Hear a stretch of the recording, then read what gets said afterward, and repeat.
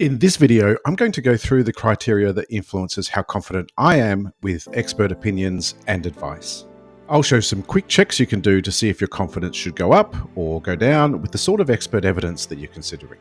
And at the end, I'll leave you with a couple of questions I often ask in everyday casual conversations with friends and family whenever they refer to expert evidence that they trust, so we can explore how reliable that is and whether there's something I can learn from them. Okay, so here's a short checklist of criteria that I value. If you want to dig a bit deeper and look at the epistemology behind these criteria, then check out these two videos which I just put out recently.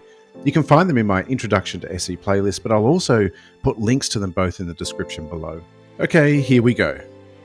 1. Do they have credentials and experience universally trusted and recognised in their field?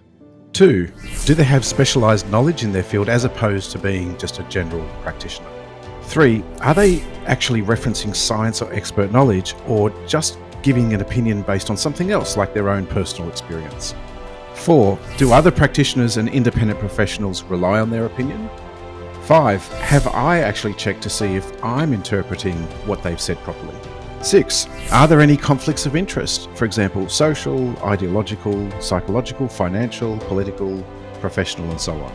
7. Are the processes that they rely on reliable themselves? For example, are they open and transparent? Are they self-correcting? Are they based on evidence and data? Do they have incentives to disprove wrong ideas?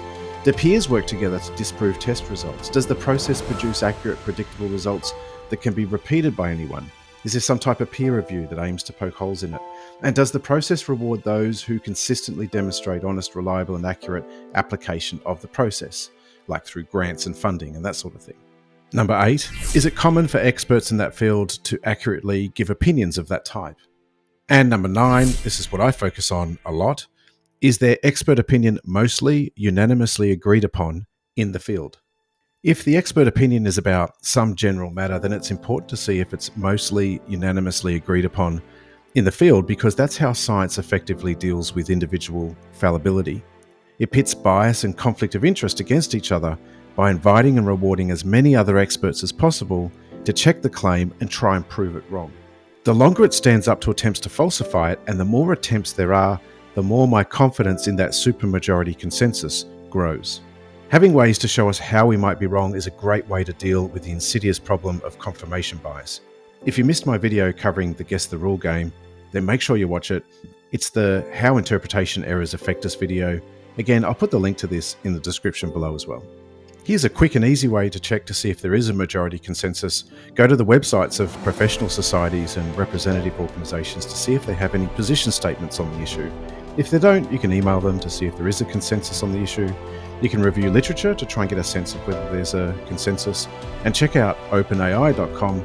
This might be a good starting point. You can even practice doing SE on the answers that OpenAI chat gives you.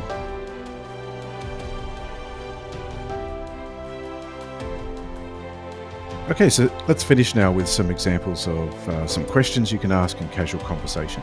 Sometimes when a belief or opinion is raised in casual conversation, you can skip the traditional approach of checking definitions and limits and just jump straight to some deeper epistemology with some basic questions like these. 1. Are there other experts who disagree with this? 2. What's the best argument from those experts who don't believe this is true? Where can we look to find that out? 3. What's our main reason for disagreeing with those other experts? Again, see what OpenAI chat has to say in response to these questions. It might be a helpful first start. I'm always thinking outside a test and falsifiability when I'm hearing responses from people that I've asked questions of. So here are some questions that help me to explore that a bit further. 4, if we can't trust experts who say this, then why can we trust experts who say that? And 5, what could you see or discover that would increase your confidence about that, decrease it, and why would that be a reliable way to be more confident or less confident? If they say, for example, those experts are biased, then ask why do they think they're biased? Do a real reason check. If you discovered that they weren't, would that change your view? If yes, then consider making that the claim to explore instead. If the time, relationship, and opportunity is right, think about exploring with them how the scientific method deals with bias and individual expert fallibility, and see if they value focusing on falsification over verification. Share your thoughts and get their opinion. Play the Guess the Rule game with them and get their thoughts on it. Okay, let me know your thoughts. I hope that's helpful. And let me know, what other criteria do you think is important to consider when weighing up expert evidence? If you like these videos and want to see more, then don't forget to subscribe if you haven't already done so, and let me know your thoughts in the comments below.